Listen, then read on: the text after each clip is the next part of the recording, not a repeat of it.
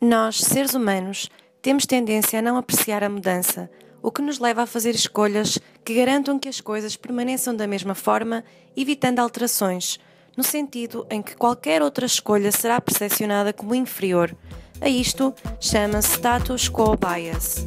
Podemos assistir a esta realidade em diversos domínios, desde a política à saúde, passando pela gestão de recursos e pela economia. A verdade é que tendemos a gostar de ficar com as nossas rotinas, com os nossos partidos políticos, com as nossas refeições favoritas nos restaurantes e cafés, por exemplo. É verdade que apreciamos pequenas mudanças, como a leitura de um livro diferente, fazer uma viagem no verão ou ver um filme que acabou de estrear no cinema. Mas quanto a mudanças mais drásticas, dessas não gostamos minimamente, porque nos obrigam a arriscar e a sair da nossa zona de conforto. Outro exemplo emblemático diz respeito à doação de órgãos. Dois investigadores, Johnson e Goldstein, em 2004, descobriram que, nos países onde a doação é definida como padrão, ou seja, onde as pessoas deixam aquilo que já está definido, consentimento presumido, há uma maior taxa de doação de órgãos na ordem dos 99%. Exemplos disso são Portugal, Áustria, Suécia e Polónia. Pelo contrário, nos países onde este consentimento é explícito, ou seja, onde as pessoas, para poderem ser doadores, têm que assinar num formulário específico essa vontade, o número de doadores é drasticamente menor, abaixo dos 20%. Exemplos disso são a Dinamarca, a Alemanha e o Reino Unido. Assim, podemos ver que, dependendo da forma como o consentimento é definido em cada país, isso vai influenciar o comportamento das pessoas, neste caso, ser ou não doador de órgãos. Agora que já conseguimos compreender o que é o status quo bias, facilmente percebemos que ele tem um papel muito importante quando tomamos decisões e que as pessoas normalmente fazem a escolha que tem menos probabilidade de causar uma mudança. Como podemos ver, ele funciona particularmente nas nossas rotinas diárias, muitas vezes sem sequer nos apercebermos. Comemos o mesmo pequeno almoço dia após dia.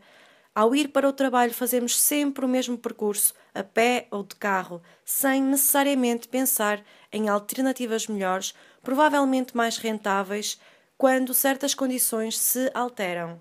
Pensando agora um pouco na nossa alimentação diária, que efeito terá o status quo bias? Por exemplo, as escolhas alimentares das pessoas podem ser trocadas por pequenas mudanças na forma como a alimentação é disposta nas prateleiras. Por exemplo, os vegetais são mais facilmente escolhidos quando aparecem na linha da frente e os doces são menos procurados quando aparecem em recipientes opacos. Assim sendo, mais uma vez, as pessoas vão ser influenciadas pela forma como está, por defeito, disposta a alimentação, deixando-se levar pela escolha mais óbvia no momento da tomada de decisão. Dois investigadores, Just and Wanzing, em 2009, estudaram um caso numa escola em Corning, Nova York, onde o refeitório era composto por duas filas para os alunos se servirem e efetuarem o pagamento. O que acontecia é que, caso os alunos quisessem ir buscar salada, tinham que sair da fila para ir ao expositor das saladas que estava encostado a uma parede do outro lado do refeitório. Perante este cenário, as vendas e o consumo de saladas era muito reduzido. No entanto, quando alteraram a localização do expositor das saladas para o centro do refeitório, as vendas aumentaram de imediato, contribuindo também para que as saladas fizessem parte da rotina alimentar dos alunos. Podemos ver, com este caso, que a alteração da disposição do expositor das saladas para um local de maior visibilidade e mais rápido e fácil acesso foi o suficiente para induzir as pessoas a alterarem o seu comportamento, passando a optar por incluir as saladas nas suas refeições. Os mesmos investigadores e no mesmo estudo descobriram que, com a introdução do expositor de saladas maior no centro do refeitório em 2005, para além de ter aumentado a ingestão de alimentos saudáveis nos cerca de 1.000 alunos, houve também um aumento de aproximadamente 21% dos alunos optarem por almoçar no refeitório em relação a 2004. Ainda acredita que pode ser racional o suficiente para conseguir fugir deste enviesamento? Desengane-se, é difícil.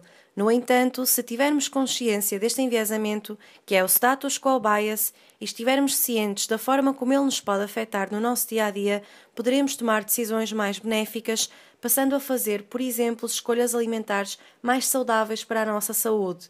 Além disso, deve haver uma sensibilização para os responsáveis políticos tomarem conhecimento deste enviesamento e legislarem de acordo com este conhecimento. O mesmo deve acontecer com as entidades empregadoras. Parece-nos, assim, importante dar a oportunidade a nós mesmos de encontrar novas rotinas e dar o benefício da dúvida durante um certo período, pelo menos. Afinal de contas, só experimentando é que seremos capazes de perceber se é o melhor para nós. Poderá ser estranho no início, uma vez que somos seres de hábitos, é inevitável, mas com empenho e dedicação, a mudança de comportamento pode resultar em algo que funcionará muito melhor do que a opção que antes tomávamos como ideal.